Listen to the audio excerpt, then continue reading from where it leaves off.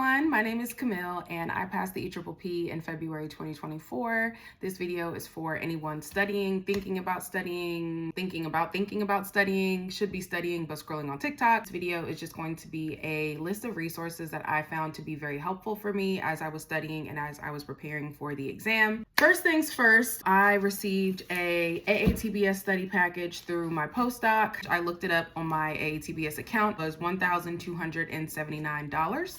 The EPPP self-study exam prep package. This included books and access to flashcards for each domain. And with this package, I also received an additional 6 months of studying in the fine print. So read the fine print. If you're gonna buy a study package, read the fine print. And for my study package, it just so happened to say that if your materials were going to expire, like if your access to the materials was going to expire, and you weren't prepared for the exam, you could add on an additional 6 months for free.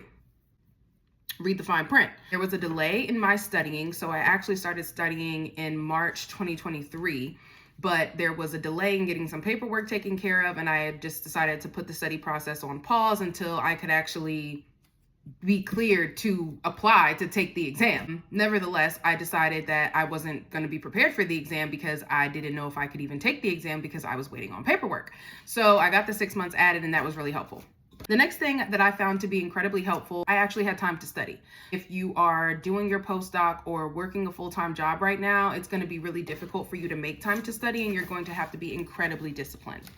There was a part of me that felt like, well, I'm free now.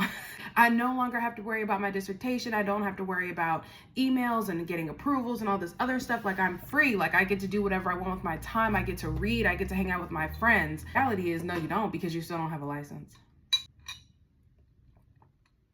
Next, I had teaching experience. I thought that was helpful. I don't want people to take this list personally. If there are some things that I mentioned that don't apply to you, or you feel like you didn't really have that much experience in whatever I'm talking about, that's okay. Take what you need and leave what you don't. Teaching experience helped me, and I also had a wide variety of different courses that I was associated with, whether I taught them as an adjunct or whether I was just TAing. Stats, I was a TA for an IO class my first year of my master's program. So no, it wasn't helpful in terms of like retaining information about the content, but it just allowed me to have exposure. It's not that the experiences per se led me to particular answers.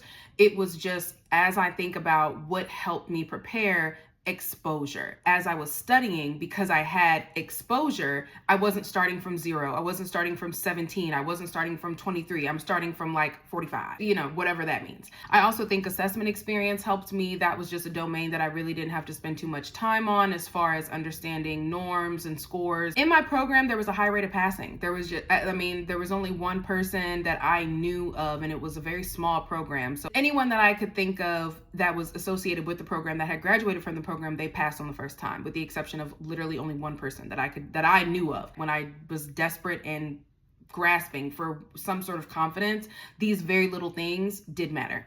Some of my other experiences that were helpful, I was interested in adolescence as a master's student in the early stages of my doc program. So over time, again, exposure to adolescent concerns, adolescent treatment model, things that eventually or may have popped up on the exam, generally exposure. Next, I want to share a few things that people recommended to me as far as other study programs to consider and other materials that were out there. So the first thing that I have is PrepJet. A lot of people that I'm in a group chat with were using PrepJet, and some people had really positive things to say about it. So PrepJet is another resource to consider. Academic Review was another one that came up.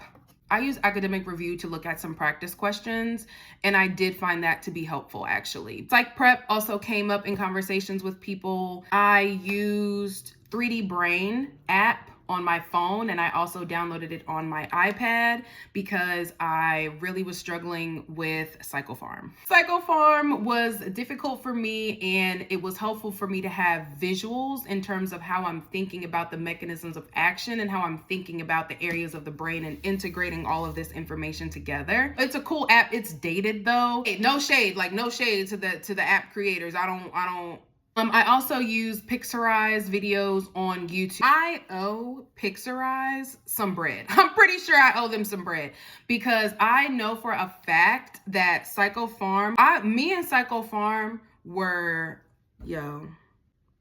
I was getting beat up so bad. Do you understand what I'm saying? I was getting murked by Psycho Farm. Like Infinity War, Psycho Farm was Thanos. I was the Hulk. Pixarize came and saved me. Pixarize saved me, and I'm not even kidding. I would be in the gym by myself, queuing up YouTube, putting it on, doing my workout, and trying to remember everything I could about atypical antipsychotics. Another thing that I think helped me was the fact that I'm very self-aware and I'm very confident. So coming into studying for the EPPP, I felt like the fact that my postdoc had provided me with the materials, I had time to study, I had an endless list of resources from other people and suggestions from other people. I also had a loving and supportive partner, someone who encouraged me, supported me, didn't make me feel bad about taking time out to study. It was just a combination of really great things. And I just said to myself, if I walk out of there and I don't pass, I'm prepared for that. I want to be able to look myself in the mirror and say, at the end of the day, you put your best foot forward. You tried your hardest, you showed up for you, and you did your big one. I did not want to walk out of there and not pass and then start regretting, oh yeah, you did spend a week like not really doing anything. Let's be very clear. I did not have $700 to spend again or another time after that. So anyway, I hope you found this helpful, and it's a stupid exam and it is unpredictable, but you made it this far and you will be successful. Show up for your community, show up for who you do it for. Good luck to you. And if I can do it, you can do it. So show up.